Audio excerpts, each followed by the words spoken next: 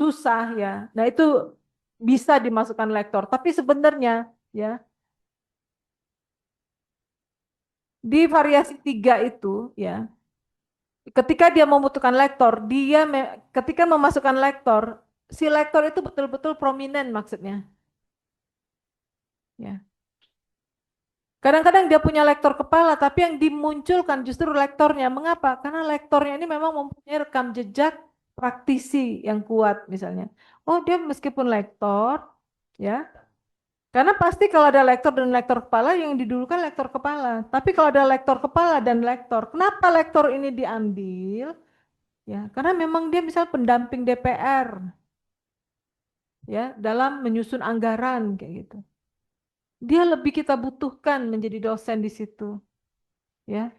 Tapi dia tidak bisa menggantikan profesornya gitu ya. Profesor tetap ya, tidak itu. Ya. Kita lihat itu ya. Ketika tidak ada profesor ya, tidak ada profesor, maka ya dosen itu harus mempunyai karya monumental. Udah nggak apa-apa deh nggak profesor ya. Tapi memang dia misalnya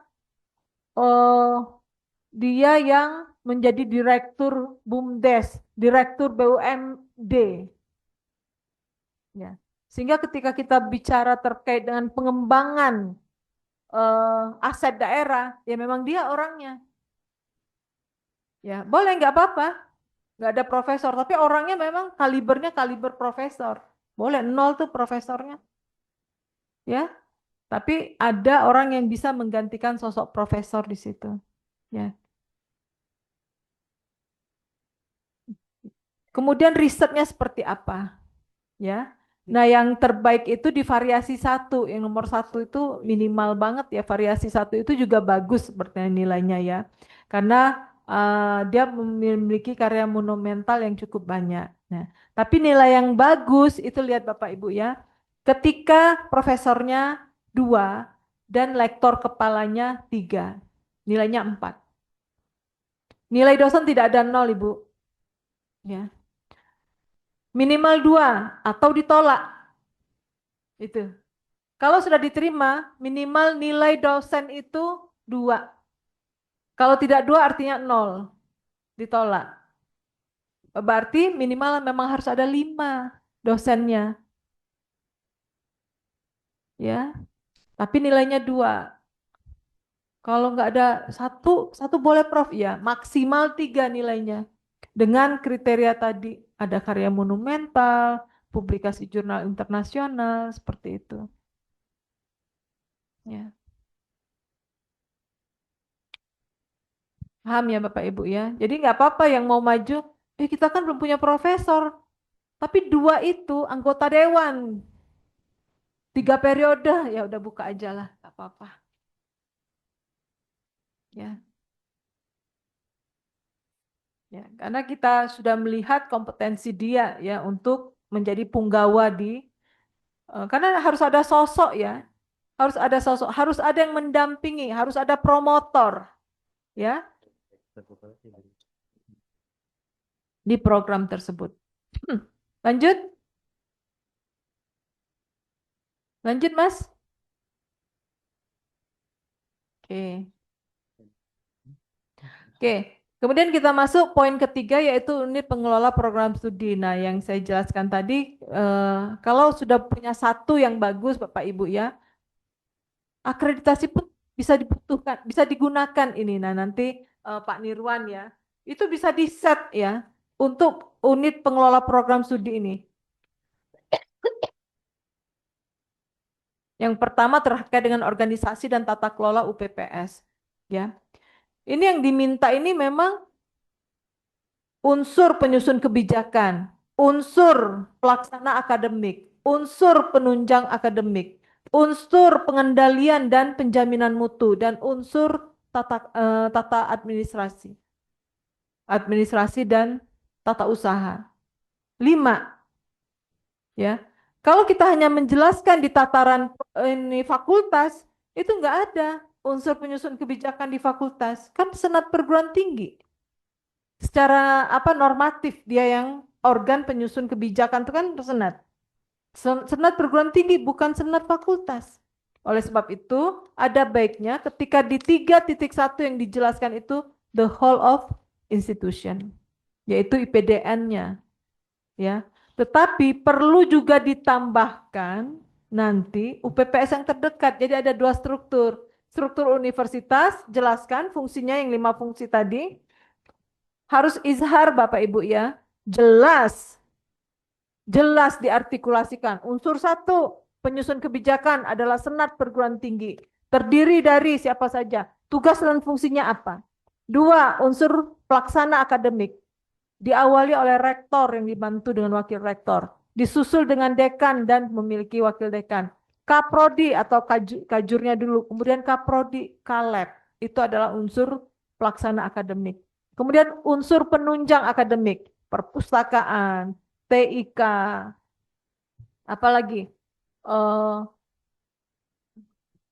eh, kemahasiswaan, kerjasama dijelaskan, unit kerjasama kalau ada selesaikan, ya. Lab terpadu jelaskan itu, ya. Yang keempat apa? Unsur pengawasan dan penjaminan mutu. Ada SPI nggak di sini? Dia masuk di sana. SPI dan LP3M. Jelaskan di sini. Hanya dia berdua itu aja, kakak adik itu aja. Ya, SPI tentang keuangan, LP3M non keuangan. Ya, ya akademik dan akademik, maaf. Keuangan dan keuangan ya, akademik dan akademik ya. Ya, akademik LP3M, SPI non akademik. Ya, dan yang terakhir adalah unsur tata kelola, yaitu kabak-kabak itu yang di IPDN dijelaskan dulu sampai di bagian fakultas ada kasubag seperti itu. Kemudian masuk menjelaskan fakultasnya. Di mana posisi prodi yang akan didirikan itu beri warna tertentu di bagian fakultasnya. Ya, di struktur fakultasnya dia di mana. Ya biasanya dikasih warna sendirilah. Merah tua boleh. Ya. Atau hitam supaya nggak lolos dari pandangan si evaluator ya. Seperti itu. Itu bagus ya. Kemudian perwujudan good governance-nya melalui 5 pilar. Ya. Akuntabilitas, transparansi, akuntabilitas seperti itu ya. Dijelaskan 5-5-nya dalam bahasa implementatif. Bukan definisinya Bapak Ibu. Ya. Transparansi adalah keterbukaan seperti itu. IPDN telah melaksanakan transparansi sejak tahun sekian sekian sekian. Enggak, bukan itu. Ya. Transparansi di IPDN dilaksanakan melalui misalnya SK nomor sekian sekian yang mengharuskan dosen misalnya ya. Salah satunya yang melalui SK sekian yang meminta dosen untuk mengumumkan nilai sebelum submit ke sistem misalnya. Mahasiswa memiliki hak untuk, itu kan implementatif, ya, untuk memperoleh bukti kinerja mereka. Bahwa itu bukti, ada SK-nya, ya. Hampir setiap hampir setiap semester terdapat mahasiswa yang melakukan klaim nilai. Ya, itu kan menunjukkan transparansi yang sebenarnya, bukan definisi. Nah, terdapat SOP banyak Prof, ya nggak apa-apa, biar kelengar evaluatornya. Iya, iya, iya, ada. Oh iya, iya, iya, iya. Ya, oke. 4 gitu nilainya. Kan enak kayak gitu. Daripada dia kuningnya mengkerut, apa ini dia nulis? Gimana ini? Apa sih yang dijelasin ini? Ah, udah. Untung nggak dikasih 0, udah 1 aja lah. Ujung-ujungnya revisi. Kalau des evaluasi aja revisi, apalagi visitasi. Jungkir balik itu namanya. Ya, jadi rapikan dulu. Karena apa? Lolos visitasi, lolos des evaluasi pun, visitasi tetap ada perbaikan. Ya, apalagi evaluator tuh orangnya, dosa kita itu dicatat, Bapak Ibu. Kurang ini, kurang itu. validasi saat lapangan. Oh, kayak gitu ditulis. Tanya tuh sama Pak Nirwan. Sudah kita kasih merah itu di orang penilaian, cek di lapangan. Kasih merah. Jadi begitu datang orang tuh sudah greget lihat kita. Itu jangan ya, dibagusin dulu ya. Oke, sistem penjaminan mutu ya ini dibuat template-nya aja Bapak Ibu ya. Jadi siapapun yang akan akreditasi, prodi apapun yang akan ditambah, satu aja dibuat sistem penjaminan mutunya. Sama kok yang dibutuhkan. Ya, bagaimana pelaksanaan PPEPP ya, best practice-nya, ya, benchmarking-nya, dokumennya lengkap atau tidak ya. Penjaminan mutunya siapa ini? Nanti saya tanya ini. Dokumennya apa saja? Iya, ya. Iya. Manualnya apa isinya? Yuk coba Bu. Ah, kalau saya bilang manual mutu itu isinya apa? Ayo, ada berapa banyak manual mutu? Ada berapa banyak standarnya? Standar mutunya ada berapa banyak di sini? 24 pasti wajib.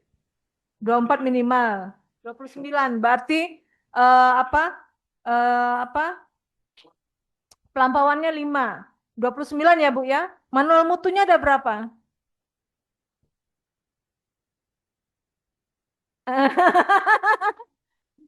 Betul. Betul. Nah, itu harus dibunyikan semua. Lolos, lolos, lolos. Sudah aman, nggak perlu pendampingan.